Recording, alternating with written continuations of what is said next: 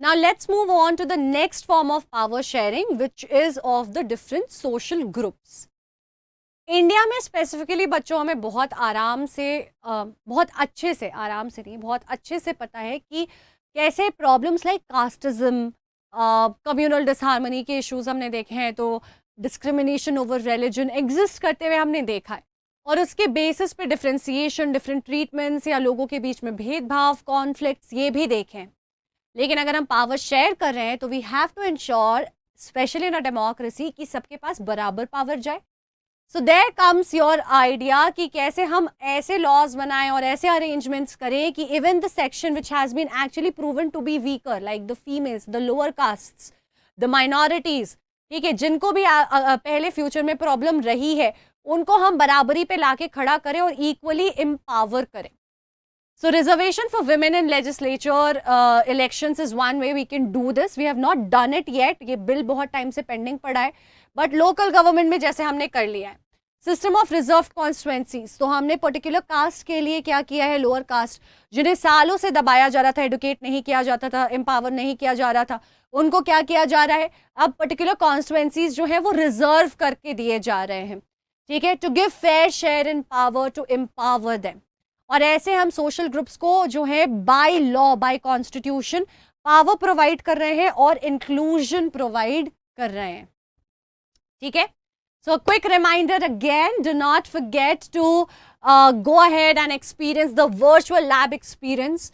हम जब स्कूल में एक्सपेरिमेंट करते हैं, अगर हमने खुद से परफॉर्म भी किया होता है, तो वो एक बार करते हैं और दोबारा हम उसे कर नहीं पाते. किताबों से नॉलेज तो हम बार बार आकर पढ़ सकते हैं, बट प्रैक्टिकल का मतलब होता है भाई प्रैक्टिकल परफॉर्म करके एक्सपीरियंस करना, वो याद रहता है, वो दोबारा करना मुश्किल हो जाता है. कई बार तो भीड़ में अगर हम कर रहे होते हैं तो हम खुद परफॉर्म भी नहीं करते हैं, या कुछ केमिस्ट्री की डेंजरस केमिकल्स होती है तो हमारे टीचर ही करके दूर से दिखाते हैं. पर हम सीखेंगे कैसे, कभी कुछ मौका मिलना चाहिए. तो अब आपको कोई टेंशन नहीं है, वर्चुअली आप सारी चीज़ें प्रैक्टिस कर सकते हो विद द वीएलई. और एम्बाइब लेंस का मैजिक तो आपको पता ही है. और बच्चों, ये सेशंस जो है हम हमारे आपके लाइव क्लासेस, वो हम एम्बाइब ऐप पे लगातार ले रहे हैं, तो प्लीज़ मेक श्योर कि आप उन सारे सेशंस के लिए रजिस्टर्ड हो. उसके अलावा अगर आपको पढ़ाई करनी है तो आपके लिए हज़ार videos, more than 70,000 videos for every segment, every subject, every chapter, topic is available. Books हैं, प्रैक्टिस है, टेस्ट्स हैं. Please go ahead and experience that, right. तो समराइज करते हैं हम हमारे पावर शेयरिंग के जो हमने टॉपिक किया है उसको.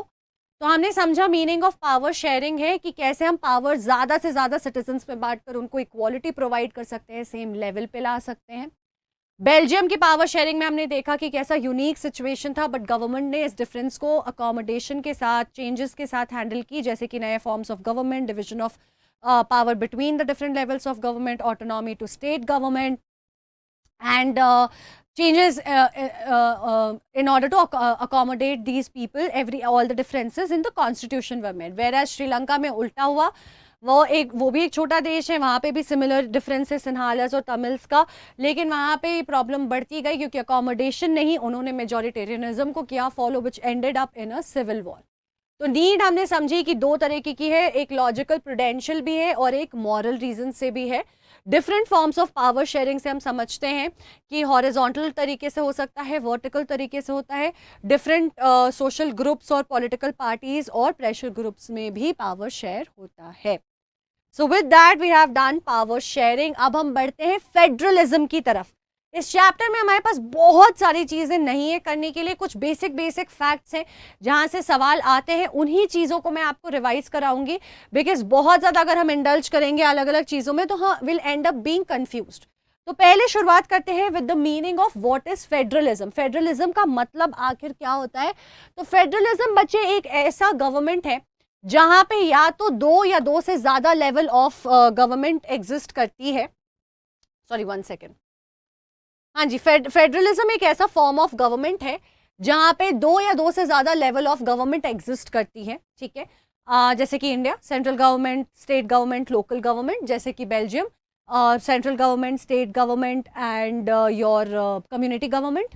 ठीक है, तो कॉन्स्टिट्यूशन अब क्या करता है, इन ऑर्डर टू इंश्योर कि जो अलग अलग लेवल्स हैं इनके बीच लड़ाई ना हो, कॉन्फ्लिक्ट ना हो, क्लैरिटी रहे, कोई अनस्टेबिलिटी ना आ जाए, मतलब उथल पुथल ना हो जाए, कॉन्स्टिट्यूशनली इनके पावर डिवाइडेड होते हैं, यानी कि साफ शब्दों में लिखा होता है बेटा तुम्हारा काम ये, तुम्हारा काम ये, तुम इधर दखल अंदाजी ना करो, तुम उधर दखल अंदाजी ना करो, ठीक है। तो सेंटर और स्टेट दोनों के पावर्स डिवाइडेड होते हैं। इंडिपेंडेंट जुडिशरी भी होती है कॉन्स्टिट्यूशन को इंटरप्रेट करने के लिए। तो कॉन्स्टिट्यूशन बच्चे एक लिखी हुई किताब है।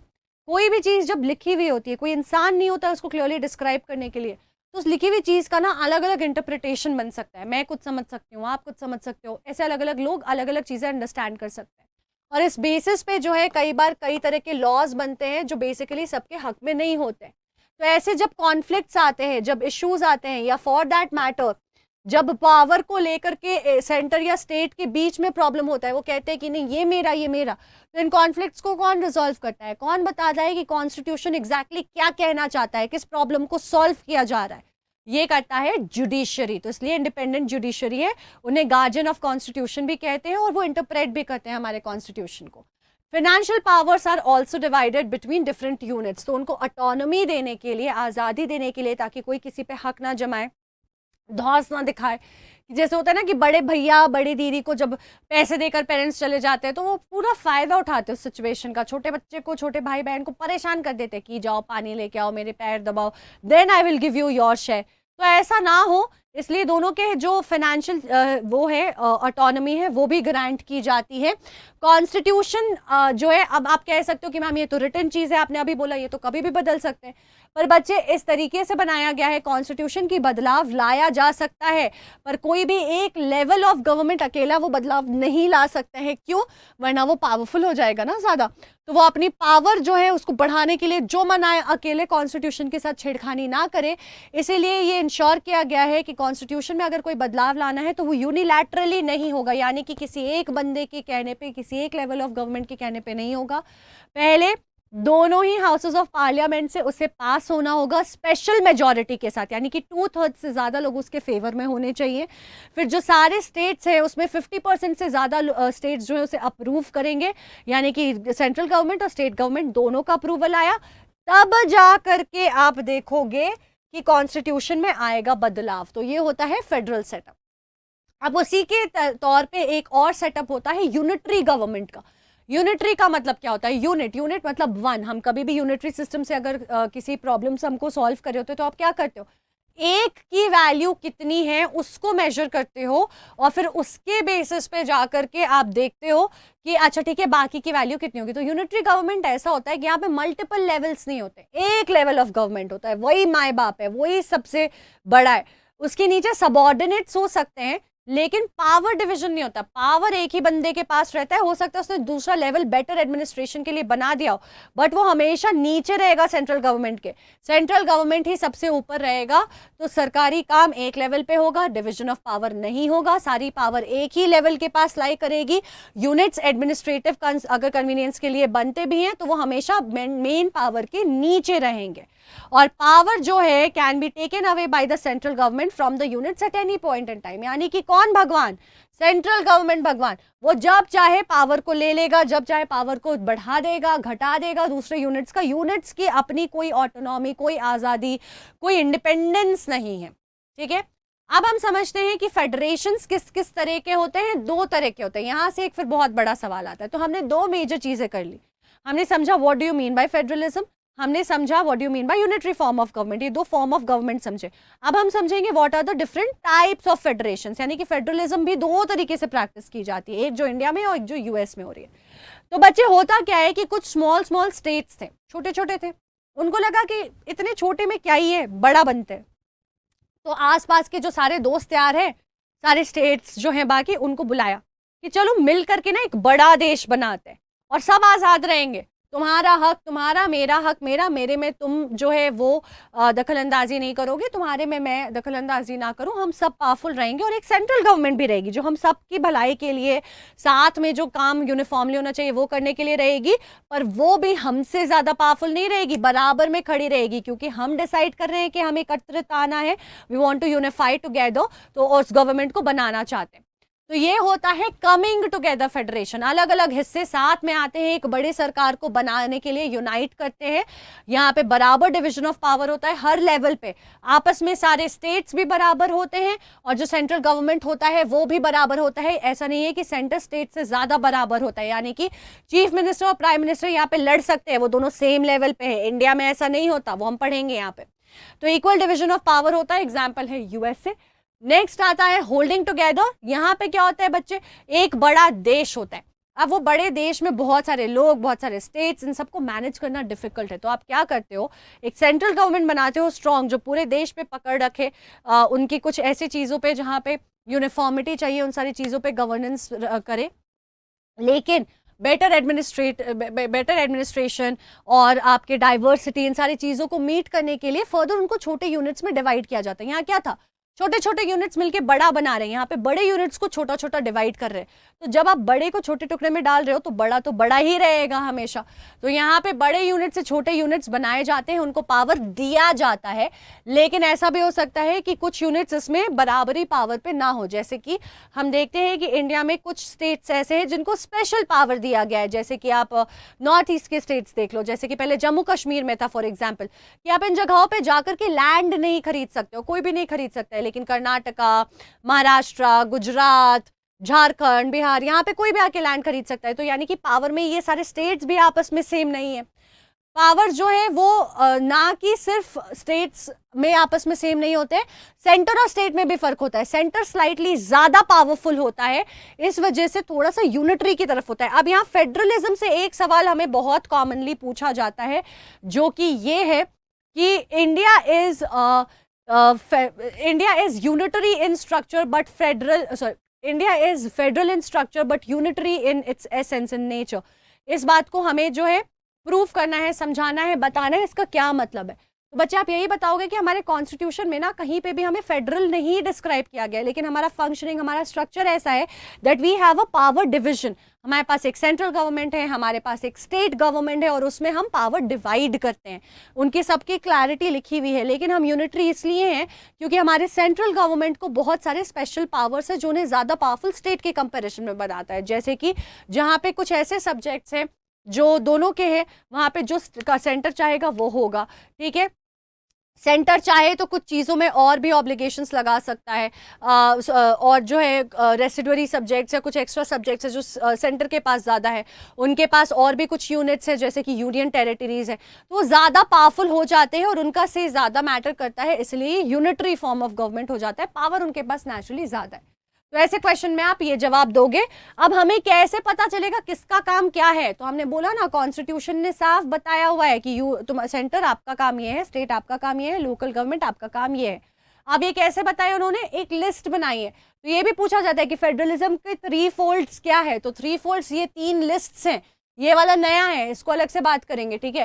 तो लिस्ट सिस्टम क्या है हमारा, 3 फोल्ड जो पावर डिवीजन है हमारे फेडरल सिस्टम में, 3 लिस्ट बनाई गई है। सेंट्रल गवर्नमेंट का पावर डिफाइन किया गया है, स्टेट गवर्नमेंट का पावर डिफाइन किया गया है, और ऐसी चीजें जहां पे दोनों की रजामंदी लगेगी वो पावर डिफाइन किया गया है। तो बच्चे देश में कुछ ऐसी चीजें हैं जो स्टेट टू स्टेट अलग नहीं हो सकती, जैसे डिफेंस का सिस्टम, बैंकिंग का सिस्टम, करेंसी का सिस्टम, वो यूनिफॉर्म होना चाहिए। तो ऐसी सारी चीजों को यूनियन लिस्ट देखता है, ठीक है। फिर कुछ ऐसी चीज है जो सेंटर अगर डिसाइड करके यूनिफॉर्मली कर देगा ना तो दिक्कत हो जाएगी, वो स्टेट टू स्टेट वेरी करती है। जैसे कि आपका पुलिस कैसे होगी, क्या रूल्स होंगे, क्या पावर होंगे। ट्रेड, एग्रीकल्चर, मेरे राजस्थान में जो एग्रीकल्चर का सिस्टम है वो पंजाब में नहीं हो सकता, वो हरियाणा में नहीं हो सकता, महाराष्ट्र में नहीं हो सकता, केरला में नहीं हो सकता, ये सब आपस में अलग है। तो अपने एग्रीकल्चरल पॉलिसीज वो अपने हिसाब से अपने कॉन्टेक्स्ट को देख करके बनाए। यहाँ पे अगर स्टेट यूनियन जो है वो यूनिफॉर्म लॉ बना देगी तो हर एक स्टेट को पंगा पड़ेगा, तो स्टेट में डाल दिया। ये कुछ लिस्ट ऐसे हैं जो स्टेट इंडिविजुअली अगर खुद बनाए तो भी सही नहीं है क्योंकि थोड़ा यूनिफॉर्मिटी होना चाहिए, बट अगर सेंटर पूरा सबके लिए बनाए तो भी सही नहीं है क्योंकि थोड़ा सा स्टेट का कॉन्टेक्स्ट भी ध्यान में रखना है। तो ऐसी चीजें कॉन्करेंट लिस्ट में आती है जहां दोनों मिलकर लॉ बनाते हैं, जैसे फॉरेस्ट के लिए। अब अगर स्टेट के अंडर डाल दो, स्टेट ने डिसाइड किया कि हम पूरा फॉरेस्ट उड़ा देंगे, दिक्कत है। सेंटर के अंडर डालो, सेंटर ने बोला स्टेट का पूरा फॉरेस्ट उड़ा दो, बट कई लोगों की लाइवलीहुड, उस जगह की सुख शांति सब उस जगह पे डिपेंड करती है, स्टेट को प्रॉब्लम है। तो दोनों की रजामंदी हो, दोनों मिलके चले, लोकल और नेशनल दोनों गोल्स को मैच करके चलेंगे। मैरिज, एडुकेशन, ये कुछ ऐसी चीजें। अब जब कॉन्स्टिट्यूशन बन रहा था तो कई सारी चीज़ें एग्जिस्ट नहीं करती थी। तो भैया हमें पता था कि जैसे डेवलपमेंट होगी, कंप्यूटर आएगा, इंटरनेट आएगा, तो कुछ रूल्स रेगुलेशंस लॉज उसके अराउंड भी बनेंगे, इंटरनेट बैंकिंग आएगी, बिटकॉइंस आएंगे। तो अगर ऐसे नई चीज़ें आती रहेंगी और जो 70 साल पहले लोग बना कर गए हमारे कॉन्स्टिट्यूशन, उसमें कैसे डालते? तो इन्होंने बना दी एक रेसिडुअरी सब्जेक्ट। ठीक है, रेसिडुअरी सब्जेक्ट का कॉन्सेप्ट क्या है? कोई भी नई चीज़ आती है जो कॉन्स्टिट्यूशन में ऑलरेडी नहीं है लेकिन उसके बारे में लॉ मेकिंग करनी है, उससे रिलेटेड चीज़ें करनी है, वो रेसिडुअरी सब्जेक्ट में जाएगी। और ये रेसिडुअरी पावर किसको दी? सेंट्रल गवर्नमेंट को। तो एक्स्ट्रा पावर फिर से दे दी। सेंट्रल गवर्नमेंट को कहा कि जो नई चीज़ें आएंगी जैसे कि आपका साइबर सिक्योरिटी, आईटी से रिलेटेड रूल्स रेगुलेशंस, ये सब कौन करेगा? ये सब का ध्यान सेंटर रखेगा। अब एक पते की बात ये है जो मैं आपको कह रही थी कि कैसे सेंटर थोड़ा ज़्यादा पावरफुल है। ये कॉन्करेंट लिस्ट में बच्चे अगर इनके बीच में बहस हो जाती है, स्टेट और सेंटर के बीच में एग्रीमेंट नहीं होती है, तो किसकी बात मानी जाएगी? सेंटर जो चाहेगा उसकी बात मानी जाएगी। तो ओवरऑल एंड ऑल हम ये देखते हैं कि स्टेट का जो है थोड़ा बेटर हाथ हो जाता है। तो क्वासी फेडरलिज्म है इंडिया में, यानी कि फुल फेडरलिज्म नहीं है, थोड़ा रिफ्लेक्ट करता है फेडरलिज्म को, बट फुल उस फॉर्मेट में नहीं है। क्यों? यूनियन टेरिटरी के पास लेस पावर है, रेसिडुअरी पावर जो है वो सेंट्रल गवर्नमेंट के पास है, जो मैंने आपको बताया था क्वेश्चन। स्पेशल प्रोविजंस कुछ स्टेट्स को दिए गए हैं, कुछ अनइक्वल डिवीजन है पावर्स के। इमरजेंसी में सेंट्रल गवर्नमेंट जो है वो स्टेट सब्जेक्ट्स पे भी लॉ बना लेती है, सेंट्रल गवर्नमेंट ज़्यादा पावरफुल है। फिर आप बता सकते हो कि when a disagreement happens on concurrent list subjects between state and centre, whatever the centre wants that ends up happening. ठीक है, अब हमारे यहाँ फेडरलिज्म कैसे सक्सेसफुल हुआ, इसके 3 बहुत इफेक्टिव टेस्ट्स किए गए। इन 3 टेस्ट से भी सवाल आते हैं और ये अब हम समझेंगे। पहला है सेंटर स्टेट रिलेशनशिप। ठीक है, तो सेंटर स्टेट रिलेशनशिप क्या है? 1990s के पहले क्या कहानी थी? 1990s के पहले एक ही पार्टी थी जो बेसिकली कांग्रेस थी, वो जीतते आ रही थी सालों से इंडिपेंडेंस के बाद। हर जगह सेंटर में, स्टेट में कांग्रेस कांग्रेस कांग्रेस। तो ये आपस में बड़े अच्छे से फंक्शन कर रहे थे क्योंकि सेम आइडियोलॉजी थी, सेम पार्टी थी। पावर शेयरिंग से हमें ये समझ आया कि अलग अलग जगह अगर अलग अलग पार्टी आती है तो बेटर पार्टी पावर शेयरिंग होती है, क्योंकि डिफरेंट आइडियोलॉजी होने के बाद भी आप साथ में अच्छा काम आपको करना ही है। तो जब तक पार्टी सेम थी तब तक बढ़िया चल रहा था। अब ये क्या करते थे, कई बार किसी स्टेट में अगर ऐसा भी हो गया कि जो है दूसरी सरकार आ जाती है, दूसरी पार्टी आ जाती है, तो ये ना बड़ा परेशान कर देते थे उनको। या तो उनको मदद नहीं करते थे, पैसे नहीं देते थे, या एकदम तबाह कर देते थे कि वो बेचारे खुद ही कहे कि भैया माफ़ करो, तुम अपनी सरकार बना लो। ठीक है, तो सेंट्रल गवर्नमेंट जो है अपने पावर का मिसयूज करती थी, जो कि प्रॉब्लम आती है। फेडरलिज्म हो या पावर शेयरिंग हो ना हो, कॉन्स्टिट्यूशन बना हो ना, लोग लूप होल्स निकाल करके इस चीज़ को करते हैं। तो जहाँ पे नॉन कांग्रेस रहता था वहाँ इशू आता था। लेकिन 1990s के बाद से क्या हो गया, मैंने आपको पावर शेयरिंग में भी समझाया था। नए नए लोकल पार्टीज आने लग गए कई सारे, जिनको लोग पसंद कर रहे थे। और लोग जब आती थी बात आपके वोटिंग की, बड़े पार्टीज के जगह ये लोकल पार्टीज को वोट करने लग गए।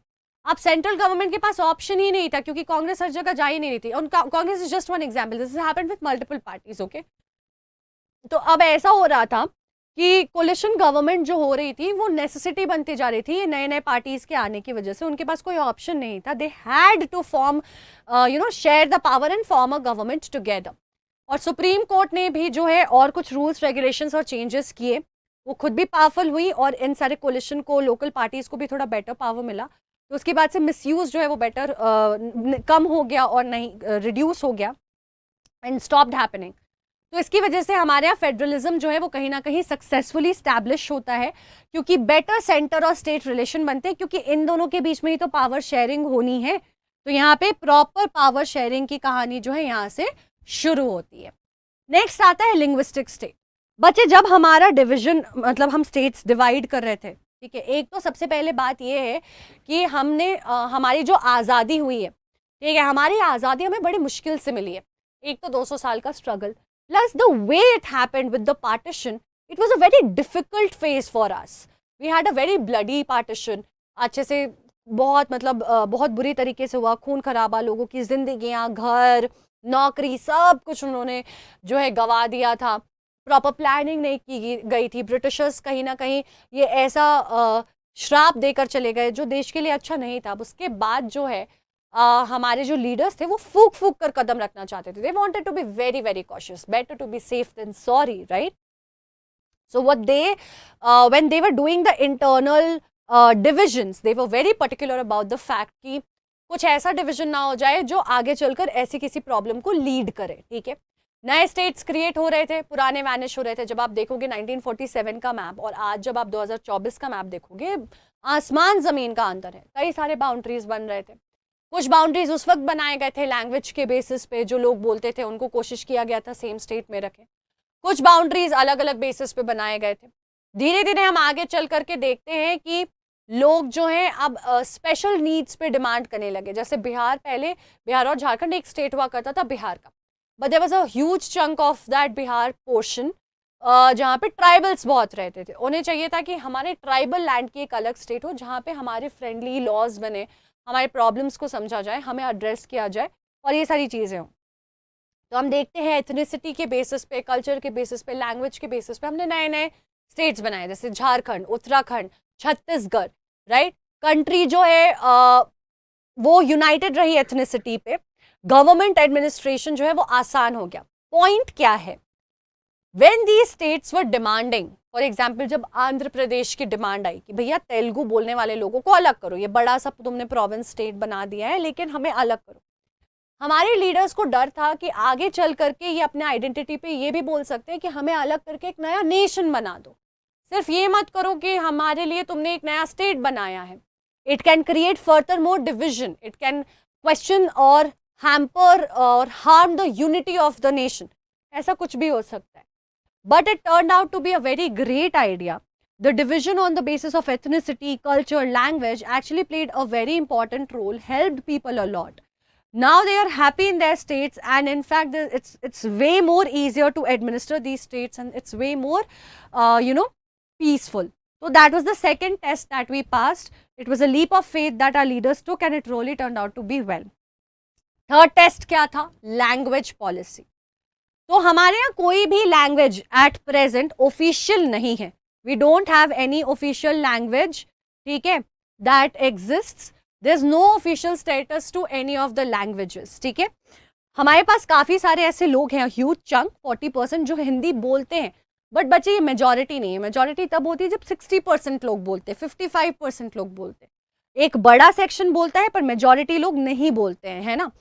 तो हमने क्या किया, हमने डिसाइड किया 1965 में कि ऑफिशियल लैंग्वेज बनाते हैं हिंदी को। अब जो नॉन हिंदी स्पीकिंग स्टेट्स थे, जहाँ लोकल लैंग्वेजेस चलते थे, जैसे तमिलनाडु एग्जाम्पल हो गया, है ना, और भी स्टेट्स हैं जैसे महाराष्ट्र में मराठी बोलते हैं, गुजरात में गुजराती बोलते हैं, बट ये सब बहुत ज़्यादा सिमिलर हैं हिंदी से, तो चल जाता है। लेकिन जो सदर्न इंडिया के कुछ लैंग्वेजेस हैं या नॉर्थ ईस्टर्न इंडिया के कुछ लैंग्वेजेस हैं, वो बिल्कुल भी हिंदी से मैच नहीं खाते। तो जिन्हें वो हिंदी नहीं आती, उन्हें नहीं आती, उन्हें सिर्फ अपने लोकल लैंग्वेजेस आते हैं। अब ऐसे लोग अगर ऑफिशियल हो जाए लैंग्वेज, तो श्रीलंका वाली प्रॉब्लम हो जाएगी, कैसे सर्वाइव करेंगे। तो हमने क्या किया, 1965 में ये डिसाइड किया कि हम जो है हिंदी को ऑफिशियल लैंग्वेज बनाएंगे, और फिर जो है प्रोटेस्ट अक्रॉस द नेशन शुरू होता है। तमिलनाडु में ये प्रोटेस्ट इतना ज़्यादा बढ़ जाता है कि यूज़ ऑफ इंग्लिश को बंद नहीं करना है, कि वो वायलेंट टर्न करने लग जाता है। तो बहुत पंगे पड़ जाते हैं, हमारे कोई नेशनल लैंग्वेज था नहीं, तो हमारी गवर्नमेंट ने तुरंत डिसाइड किया कि नहीं ठीक है, इसको ख़त्म करते हैं। उन्होंने ये भी बोला कि ये एलिटिस्ट लोगों की कहीं ना कहीं थोड़ी सी चाल है अपने इंग्लिश को बनाए रखने के लिए, ठीक है। लेकिन हिंदी और इंग्लिश को अल्टीमेटली ऑफिशियल लैंग्वेज की तरह माना जाता है, और उसके अलावा 22 और लैंग्वेजेस को शेड्यूल लिस्ट में डाला गया है, ताकि जहां लोकल लेवल पे जो लैंग्वेज फेमस है वो उस जगह के ऑफिशियल वर्क के लिए यूज़ हो सके। 22 लैंग्वेजेस जो हैं हमारे सेंट्रल गवर्नमेंट के एग्जाम्स में, जॉब एप्लीकेशंस में, ये सब एक्सेप्टेड है, ताकि किसी को भी अगर हिंदी या इंग्लिश नहीं आती है तो प्रॉब्लम ना हो, ठीक है। यहाँ से हम आते हैं डिसेंट्रलाइजेशन पे। डिसेंट्रलाइजेशन का मतलब, सेंट्रलाइजेशन का मतलब क्या होता है? सारी चीज़ों को एकत्रित करके सेंटर में डालना। तो डिसेंट्रलाइज का मतलब क्या होगा? सेंटर से निकाल के दूर डालना। तो डिसेंट्रलाइजेशन इज द प्रोसेस जहाँ पे आप सेंटर और स्टेट गवर्नमेंट के एग्जिस्टिंग पावर्स को लेकर के डिवाइड करते हो, लोकल गवर्नमेंट में बांट देते हो, ठीक है। तो हमने ये शुरू तो बहुत पहले किया था। सबसे पहले लोकल गवर्नमेंट का कॉन्सेप्ट जो है राजस्थान से शुरू हुआ था, वहाँ से हमने फॉर्मेशन शुरू की, ये सब स्टार्ट हो गया था। लेकिन लोकल गवर्नमेंट में ना इश्यूज बहुत थे, इलेक्शंस रेगुलरली नहीं होते थे, पावर डिस्ट्रीब्यूशन उनको ढंग से नहीं दिया जाता था, हैंड ओवर नहीं किया जाता था, पैसे नहीं दिए जाते थे काम करने के लिए, बड़े परेशान रहते थे। 1992 में हमने थोड़ा बदलाव किया, हमने कहा यार खत्म करो ये तमाशा, ये अच्छे पर्पस से बनाए, लोकल गवर्नमेंट की बहुत बेनिफिट्स है, वो डेमोक्रेसी को ग्रास रूट लेवल तक ले जाती है, लोकल प्रॉब्लम्स को प्रॉपरली एड्रेस कराती है, plus the load on the state and the central government gets reduced, but the democracy, the problems resolution reaches the people. तो आप अच्छे से इंप्लीमेंट कर रहे हो, अच्छा हो रहा है। तो लोकल गवर्नमेंट को 1992 में बोला गया हम पावर और देंगे।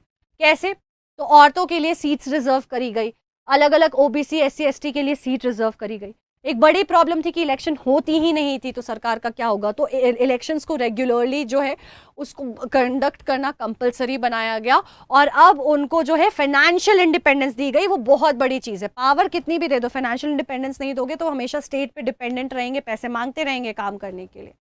The idea was very simple, to ensure community participation for economic and political development. और ये ध्यान रखना कि लोकल गवर्नमेंट में यूनियन और स्टेट ज्यादा ना घुसे और वो प्रॉब्लम्स जेन्युइनली सॉल्व हो सके। तो लेवल्स बच्चे हमें पता है कि पंचायती राज में 73rd और 74th अमेंडमेंट के बाद ग्राम पंचायत, ब्लॉक पंचायत समिति और जिला परिषद आया, ठीक है। और पंचायती राज में सबसे लोएस्ट लेवल पे ग्राम पंचायत है, जो सरपंच हेड करते हैं, elected by the adults of the members of the Gram Sabha. हमने क्लास 6, 7, 8 के अराउंड भी इसको काफ़ी डिटेल में पढ़ा है। मिडिल लेवल पे ब्लॉक समिति आती है, जहाँ पे कोई भी ग्राम पंचायत ग्रुप किया जाता है बड़ा यूनिट बनाने के लिए, और उसके मेंबर्स पंचायत समिति बनाते हैं। हाईएस्ट लेवल आता है जिला परिषद, जहाँ पे सारे ब्लॉक्स जो है डिस्ट्रिक्ट में ग्रुप होते हैं together, elected by the members of panchayat समिति, ठीक है। अब सिटीज में हमारे पास दो चीज है, जो बड़े बहुत शहर है वहां यूनिपल बोल रही हूँ मैं, म्यूनिसिपल म्यूनिसिपल कॉरपोरेशन है। जो छोटे टाउन्स हैं वहां पे म्यूनिसिपैलिटीज हैं, ठीक है। और ये फर्दर वार्ड्स में, वही कॉन्स्टिट्युएंसीज में डिवाइड होते हैं, जिन्हें हम वार्ड्स कहते हैं लोकल लेवल पे। हर एक वार्ड से एक रिप्रेजेंटेटिव इलेक्ट होगा, वही म्यूनिसिपल बॉडी को बनाएंगे, फॉर्म करेंगे, कंट्रोल करेंगे, और मेयर उसे हेड करते हैं। तो हेड्स भी बने हुए हैं ताकि प्रॉब्लम ना हो। लेकिन चैलेंजेस क्या है? आज भी फंड्स को लेके प्रॉब्लम आती है, स्टेट गवर्नमेंट इंटरफेयर करती है, इलेक्शंस कई बार रेगुलर नहीं होते हैं, proper clear transfer of power has yet not entirely happened.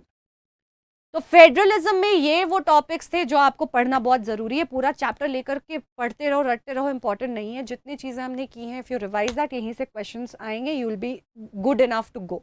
और हमने वैसे कुछ भी छोड़ा नहीं है, हमने सब कर लिया है। तो हमने देखा कि की फीचर्स क्या है फेडरल और यूनिटरी स्ट्रक्चर के। हमने समझा कि बैलेंस ऑफ पावर कैसे सेंटर और यूनिटरी के बीच में हो सकता है, क्या क्या फॉर्म ऑफ फेडरेशन है, coming together, holding together. List system क्या है, which is the power division in India. How is federalism practised, तो इंडिया में कैसे इफेक्टिवली लिंग्विस्टिक, लैंग्वेज और सेंटर स्टेट रिलेशंस के थ्रू प्रूफ हुआ है। एंड डिसेंट्रलाइजेशन इन इंडिया, तो लोकल गवर्नमेंट क्या है, उनकी पावर्स क्या है, etcetera. Now the best thing is हमने वन शॉट में 2 चैप्टर्स किए हैं। अभी जाइए इम्बाइब के ऐप पे, लॉग इन करिए, go ahead and take up these questions of practice, and best would be if you do a test आप बने बनाए चैप्टर टेस्ट ले सकते हो पावर शेयरिंग पे, और इस पे अगर आपको लगता है आपकी बाकी सारी तैयारी अच्छे से हो गई है तो एक फुल मॉक टेस्ट ले लो 3 घंटे का। या फिर आप ये भी कर सकते हो कि what you can do is that take a quick 5-minute test, 10-minute test, customize test बनाओ, अपना टेस्ट बनाओ कि 15 मिनट आधे घंटे का ये 2 चैप्टर का टेस्ट बनाना है। मैम ने अभी 1 शॉट कराया है, हमें रिवाइज कराना है बच्चे। Very very strong recommendation, go head and practice these questions, ठीक है। आप चाहो तो अपने पेरेंट्स को इस जर्नी में इन्वॉल्व कर सकते हो। कई सारे पेरेंट्स पढ़ाते हैं, उन्हें पता नहीं होता है कहाँ से होमवर्क दे, कहाँ से task they. Imbibe app will help you do that. We're constantly conducting live classes for you on the app for board preparation and revision. Go ahead, register yourselves. जितना ज़्यादा देखोगे उतना इंटरैक्टिव प्लेटफॉर्म होगा, मज़ा आएगा। Plus we have other learning videos, more than 70,000, 2,000 books for you to practice. You don't have to buy all these books. PYQs भर भर के आपको यहाँ मिल जाएंगे। बाई ब्लेंस की मैजिक तो आप पहले ही देख चुके हो। तो ऐप पे जाओ, अपने आप को रजिस्टर कर लो और टेस्ट ज़रूर ले लो। अभी एक छोटा सा पूरा हमने प्रैक्टिस किया है। प्रैक्टिकल्स के लिए VLE है, ऐप की मैजिक आपको पता है, लेंस की मैजिक आपको पता है। अगर डाउट भी रिजॉल्व करना है तो ऐप खोलोगे तो देखो आस्क अ डाउट यहाँ पे, the moment you click on this it will redirect you to this chat, यहाँ से जाके डाउट रिजॉल्व कर सकते हो। Just ensure that you are a part of the Telegram channel that we have, so that any upcoming announcements, any updates, you do not miss that. So with this, we have finished the chapter. If you enjoyed the session, do hit the like button. Do tell me in the comment section what are the videos, strategies. If you need anything, if you have any doubts, or how did you like the session. If you enjoyed it, do share it with your friends. Do not forget to subscribe to the channel. Thank you so much everyone for being here. I'll see you soon. Hasta la vista. Bye-bye. Ciao. Take care till the next time. Stay tuned and keep imbibing. Keep imbibing. We believe in you.